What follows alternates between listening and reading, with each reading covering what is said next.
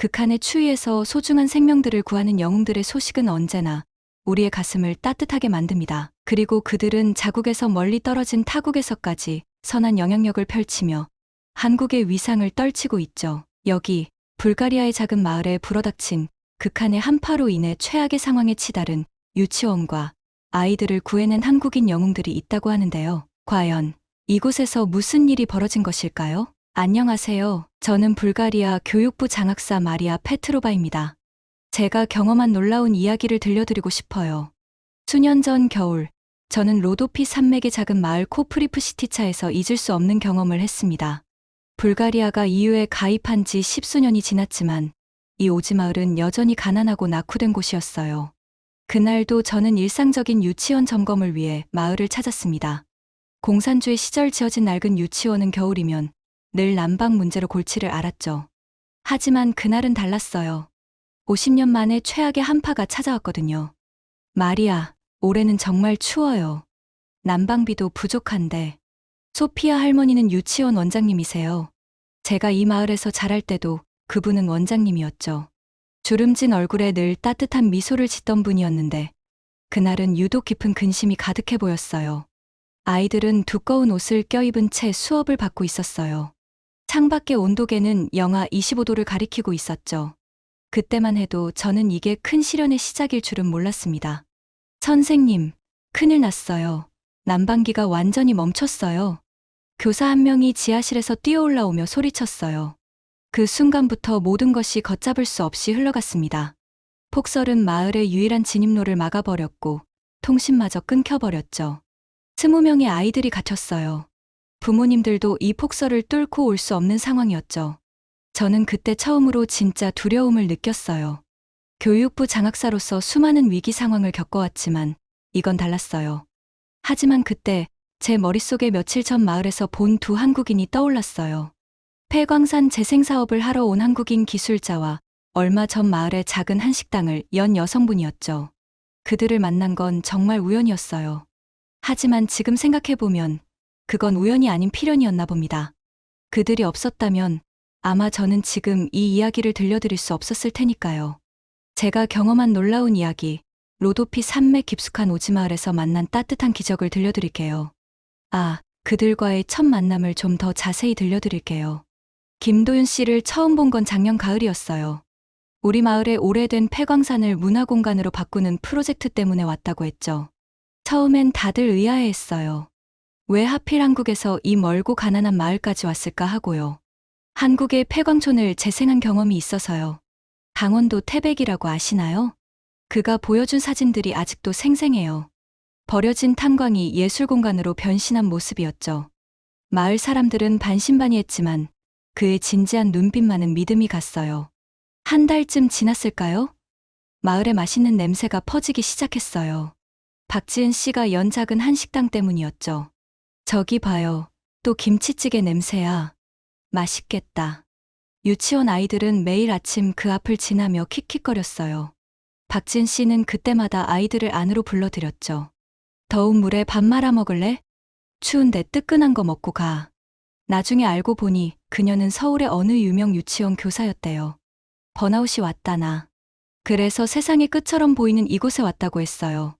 웃긴 건 이곳에서 오히려 새로운 삶의 의미를 찾았다는 거예요. 여기 아이들이 서울 아이들보다 더 순수해요. 돈이 없어도 마음만은 더 부자인 것 같아요. 그녀의 말에 깊이 공감했어요. 저도 소피아 교장 선생님 밑에서 자란 이곳의 아이였으니까요. 두 사람은 점점 마을의 일부가 되어갔어요. 김도윤 씨는 말수는 적었지만 누구보다 부지런했고 박지은 씨는 그녀의 식당을 마을의 사랑방으로 만들어갔죠. 이모, 오늘은 뭐 만들어요? 오늘은 특별히 떡국이에요. 설날이거든요. 아이들은 그녀를 이모라고 불렀어요. 한국말로 이모가 이모라는 걸 그때 처음 알았네요. 그러다 그날이 왔어요. 50년 만에 최악의 한파가 찾아온 그날. 하지만 지금 생각해보면 그들이 우리 마을에 온 건 우연이 아닌 것 같아요. 그들이 없었다면 그날의 위기를 어떻게 헤쳐나갔을까요? 아침부터 심상치 않았어요. 평소보다 기온이 10도는 더 떨어졌거든요. 유치원에 도착했을 때 소피아 할머니가 걱정스러운 얼굴로 저를 맞이했죠. 마리아, 난방이 잘 안 돼요. 기름도 떨어져 가는데. 우리 유치원은 오래된 기름 보일러로 난방을 했어요. 이후 가입 후에도 이런 시골 마을까지 도시가스가 들어오진 않았거든요. 매년 겨울이면 난방비를 아끼려 안간힘을 쓰곤 했죠. 괜찮아요. 봄이 멀지 않았. 제 말이 채 끝나기도 전에 쿵 하는 소리와 함께 지하실에서 연기가 피어올랐어요. 보일러가 완전히 멈춰버린 거예요. 그때부터였어요.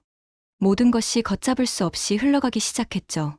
갑자기 몰아친 눈보라는 마을의 유일한 진입로를 막아버렸고 통신마저 끊겨버렸어요.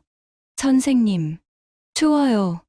아이들의 입에서 하얀 입김이 피어올랐어요. 교실 안 온도가 급격히 떨어지고 있었죠.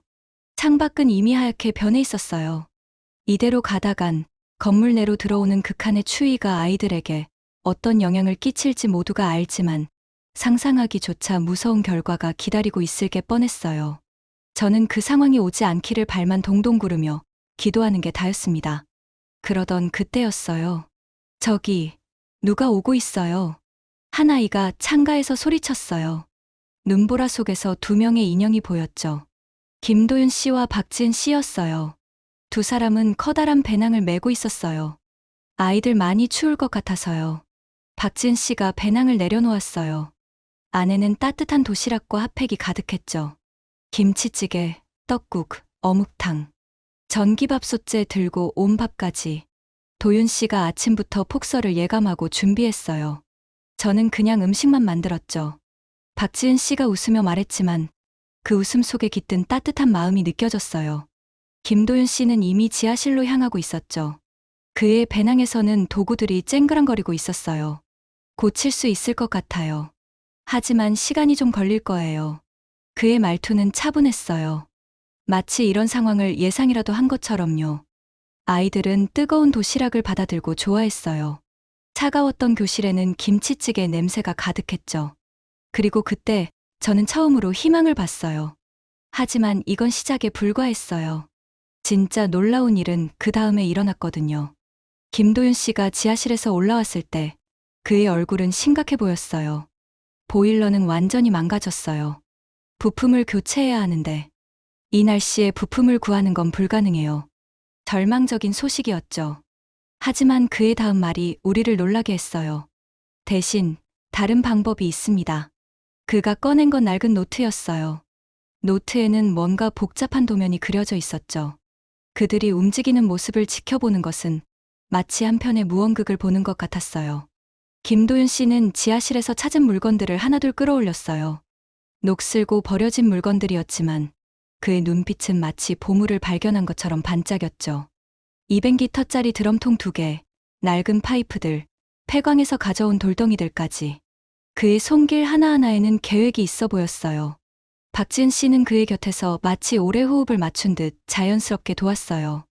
말없이 도구를 건네고 필요한 걸 미리 준비했죠. 두 사람의 호흡이 놀라웠어요.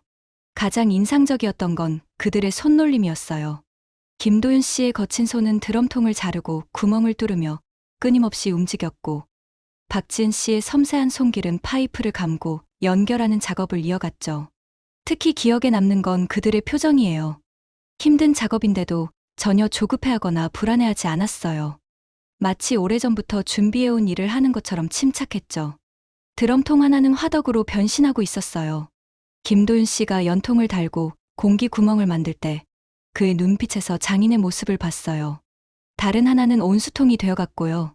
가장 신기했던 건 폐광에서 가져온 돌을 다루는 방식이었어요.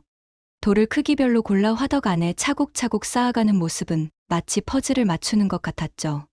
박지은 씨가 폐광 근처에서 파온 지르그로 드럼통을 감쌀 때는 마치 도자기를 빚는 것처럼 섬세했어요. 그녀의 손길에서 따뜻함이 느껴졌죠. 교실 바닥에 파이프를 깔 때는 두 사람 다 무릎을 꿇고 엎드려 작업했어요. 추운 바닥이었지만 아무도 불평하지 않았죠. 오히려 서로를 바라보며 살짝 미소 짓기도 했어요. 마지막으로 불을 지필 때 그들의 눈빛이 반짝였어요. 마치 오래된 마법을 부리는 것 같았죠. 연기가 피어오르고 시스템이 돌아가기 시작하자 두 사람은 말없이 서로를 바라보며 고개를 끄덕였어요. 그들의 모든 동작에는 이유가 있었고 모든 순간에는 의미가 있었어요. 현대 문명의 이기가 멈춰선 그 순간, 그들은 오래된 지혜를 되살려내고 있었던 거죠. 지금도 그날의 광경이 선명히 떠올라요. 추위 속에서 피어난 따뜻한 희망. 그들의 손길이 만들어낸 작은 기적. 화덕에 불을 지피자 신기한 일이 일어났어요. 처음엔 연기가 좀 났지만 곧 시스템이 안정되면서 교실 전체에 따뜻한 온기가 퍼지기 시작했어요. 와, 이게 바로 한국의 온돌이에요. 최소한의 연료로 최대한의 효과를 내는 우리 조상들의 지혜죠. 더 놀라운 건 지속력이었어요. 한번 데워진 돌과 흙이 열을 오래도록 품고 있었거든요. 그때 저는 처음 알았어요. 첨단 기술만이 능사가 아니란 걸요. 때론 오래된 지혜가 우리를 구할 수 있다는 걸. 따뜻해진 교실에서 더 놀라운 광경이 펼쳐졌어요. 박지은 씨가 아이들을 둥글게 모았을 때만 해도 저는 그저 단순한 놀이 시간이 시작되나 했어요. 하지만 그게 아니었죠. 아이들은 처음에는 어색해했어요. 하지만 박지은 씨가 한국의 전래동요를 부르기 시작하자 신기하게도 금세 따라하기 시작했어요. 불가리아어도 한국어도 아닌 그들만의 특별한 언어가 만들어졌죠. 동동동 동동동. 박수치고 무릎을 치고 발을 구르는 동작이 이어졌어요. 움직일수록 아이들의 뺨이 붉어졌고 웃음소리가 교실을 가득 채웠죠. 김도윤 씨는 그 사이 조용히 교실 구석구석을 다니며 온도를 체크하고 있었어요. 그러다 문득 아이들의 웃음소리에 멈춰 서서는 처음으로 환하게 웃었죠. 더 놀라운 건 그 다음이었어요. 아이들이 스스로 바닥에 있는 매트와 담요를 가져와 큰 원을 만들기 시작했어요. 마치 작은 온돌방 같았죠. 소피아 할머니는 그 광경을 보며 눈물을 훔치셨어요. 제가 어렸을 때도 그랬듯 우리 마을의 아이들은 늘 추위와 싸워야 했거든요. 하지만 그날만큼은 달랐어요. 창밖에서는 여전히 눈보라가 휘몰아쳤지만 교실 안은 마치 다른 세상 같았어요. 따뜻한 온기, 맛있는 음식 냄새, 그리고 아이들의 웃음소리. 선생님, 우리도 한국 사람처럼 바닥에 누워볼래요? 아이들의 순수한 요청에 박지은 씨는 잠시 놀란 듯 했지만 이내 따뜻하게 미소 지었어요. 그리고는 한국의 온돌 문화에 대해 이야기해주기 시작했죠. 저는 그제서야 알았어요. 그들이 만든 건 단순한 난방시설이 아니었다는 걸. 그들은 우리에게 따뜻함이 무엇인지를 가르쳐주고 있었던 거예요. 기술은 차가웠지만 마음은 뜨거웠죠. 시스템은 단순했지만 그 속에 담긴 지혜는 깊었어요. 밤이 깊어갈수록 교실은 점점 더 따뜻해졌어요. 그리고 우리의 마음도 밤이 깊어갈수록 폭설은 더 거세졌지만 우리의 마음은 오히려 더 따뜻해졌어요. 아이들은 어느새 박지은 씨가 만든 작은 온돌방에서 잠이 들었어요. 평소라면 울며 엄마를 찾았을 텐데 이상하게도 모두 평화로운 얼굴이었죠. 김치찌개 냄새가 은은히 배어있는 담요 속에서 마치 포근한 집에 있는 것처럼요. 김도윤 씨는 2시간마다 한 번씩 지하로 내려가 난방 장치를 점검했어요. 그의 옷에서는 연기 냄새가 났지만 피곤한 기색 하나 없이 묵묵히 일했죠. 이게 다 우리 할머니 덕분이에요. 박지은 씨가 조용히 말했어요. 그녀는 따뜻한 보리차를 나눠주며 이야기를 이어갔죠. 할머니는 시골에서 구들장을 놓고 아궁이를 떼며 살았대요. 어린 박지은 씨는 그게 부끄러웠다고 해요. 너무 시골스럽고 촌스럽다고 생각했죠. 하지만 서울에서 유치원 교사로 일하면서 깨달았대요. 그 촌스러운 지혜가 얼마나 과학적이고 따뜻했는지를. 김도윤 씨도 비슷한 이야기를 들려줬어요. 강원도 탄광촌에서 자란 그는 가난한 광부들이 어떻게 추운 겨울을 이겨냈는지 직접 보고 자랐대요. 첨단 기술이 없어도 사람들은 지혜롭게 살아왔다고요. 소피아 할머니는 그들의 이야기를 들으며 계속 고개를 끄덕이셨어요. 불가리아의 시골도 다르지 않았나 봐요. 가난하지만 지혜로운 사람들의 이야기는 어디나 비슷했나 봅니다. 새벽이 되자 눈이 잠시 그쳤어요. 달빛이 창문으로 스며들었죠. 잠든 아이들의 얼굴이 달빛에 반짝였어요. 우리 마을에 와주셔서 감사해요. 제가 조용히 말했어요. 두 사람은 잠시 놀란 듯 했지만 이내 따뜻하게 미소 지었죠. 아니에요. 저희가 더 감사해요. 이곳에서 찾은 건. 박지은 씨의 말이 채 끝나기도 전에 멀리서 희미한 불빛이 보였어요. 처음에는 환각인가 했죠. 하지만 점점 선명해지는 불빛 속에서 커다란 제설차의 윤곽이 드러났어요. 저기 봐요. 구조대예요. 창가에 있던 김도윤 씨가 외쳤어요. 박지은 씨는 잠든 아이들을 깨우지 않으려 조심스레 일어났고 소피아 할머니는 떨리는 손으로 십자가를 그었죠. 구조대는 세대의 제설차와 의료진을 포함해 15명이나 되는 대규모 팀이었어요. 마을 사람들이 전력을 다해 도움을 요청한 끝에 소피아 시에서 특별 구조팀을 보낸 거였죠. 아무도 다치지 않았습니까? 실내 온도는 어떻습니까? 아이들의 상태는요? 구조대장 이반이 급하게 물었어요. 그의 표정에는 긴장감이 가득했죠. 고립된 건물에서 최악의 상황을 예상했던 걸 거예요. 하지만 그들이 마주한 건 전혀 다른 광경이었어요. 교실 한가운데에는 20명의 아이들이 포근히 잠들어 있었고 공간을 가득 채운 온기는 마치 봄날 같았죠. 김치찌개 냄새와 보리차 향이 은은히 퍼져 있었고요. 이게 도대체 어떻게 된 일입니까? 이반이 놀란 눈으로 주변을 둘러보았어요. 그의 시선이 바닥에 깔린 매트와 담요들, 그리고 아이들이 만든 즉석 온돌방에 멈췄죠. 의료진이 서둘러 아이들의 체온을 재고 상태를 확인했어요. 놀랍게도 모든 아이들의 상태는 정상이었죠. 오히려 평소보다 더 편안한 잠을 자고 있었어요. 지하실을 확인해 봐야겠습니다. 이반이 김도윤 씨를 따라 지하로 내려갔어요. 그리고 그가 본 것은 이건 정말 놀랍군요. 임시로 만든 난방장치 앞에서 이반은 한동안 말을 잇지 못했어요. 전문 기술자인 그도 이런 해결책은 생각하지 못했던 거죠. 이게 바로 한국의 전통 난방 기술입니다. 온돌이라고 하죠. 김도윤 씨가 차분히 설명을 시작했어요. 드럼통과 파이프로 만든 화덕, 돌과 흙을 이용한 추결 시스템, 그리고 자연 대류를 이용한 순환 구조까지. 놀랍습니다. 이런 위기 상황에서 이렇게 창의적인 해결책을. 그때 위층에서 아이들의 웃음소리가 들려왔어요. 동이 트기 시작하자 하나둘 깨어난 거죠. 동이 트자 마을 사람들이 하나둘 모여들기 시작했어요. 걱정스러운 부모들, 궁금해하는 이웃들. 유치원 앞은 금세 사람들로 가득 찼죠. 미하엘라, 우리 미하엘라. 7살 미하엘라의 엄마가 제일 먼저 달려왔어요. 뛰어오느라 숨이 턱까지 차올랐지만 딸을 발견하자마자 안도의 눈물을 흘렸죠. 하지만 정작 미하엘라는 엄마, 우리 너무 재미있었어요. 한국에 온돌. 맞아요. 온돌방에서 잤어요. 미하엘라는 오히려 신이 나서 자랑을 시작했어요. 엄마 품에 안긴 채로 밤새 있었던 일들을 쏟아내기 시작했죠. 박 선생님이 우리한테 김치찌개도 해주고 도윤 아저씨가 만든 바닥은 정말 따뜻했어요. 그리고 우리 모두 동동동 노래도 부르고 마을에서 제일 연세가 많은 니콜라이 할아버지가 천천히 걸어오셨어요. 구순을 바라보는 할아버지는 공산주의 시절 이 마을의 광산 책임자셨죠. 이건 정말 놀라운데 할아버지는 지하실의 난방장치를 유심히 살펴보셨어요. 내가 젊었을 때 소련의 기술자들이 우리 광산에 왔었지. 최신식 난방시설을 설치한다고 했었는데 결국 실패했어. 하지만 이건 이렇게 단순한 방법으로 할아버지의 눈에는 경이로움이 가득했어요. 평생을 기계와 함께 살아온 분이었기에 이런 단순하면서도 효과적인 방법에 더 놀라신 것 같았어요. 서양의 기술은 늘 복잡했어요. 하지만 동양의 지혜는 단순하면서도 효과적이죠. 김도윤 씨가 공손히 설명했어요. 그때 마을의 젊은 기술자 보리스가 앞으로 나섰어요. 그는 평소 자신의 현대식 기술을 자랑스러워하던 청년이었죠. 이해가 안 돼요. 어떻게 이런 간단한 방법이 우리가 가진 현대식 보일러보다 더 효율적일 수가. 보리스는 혼잣말처럼 중얼거렸어요. 그의 손에는 온도계가 들려 있었고 믿을 수 없다는 듯 수치를 계속 확인하고 있었죠.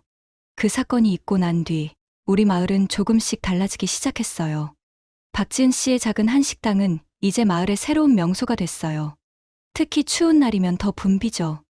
아이들은 방과 후에 들러 따뜻한 미역국을 먹고 어르신들은 보리차를 마시며 이야기를 나누세요.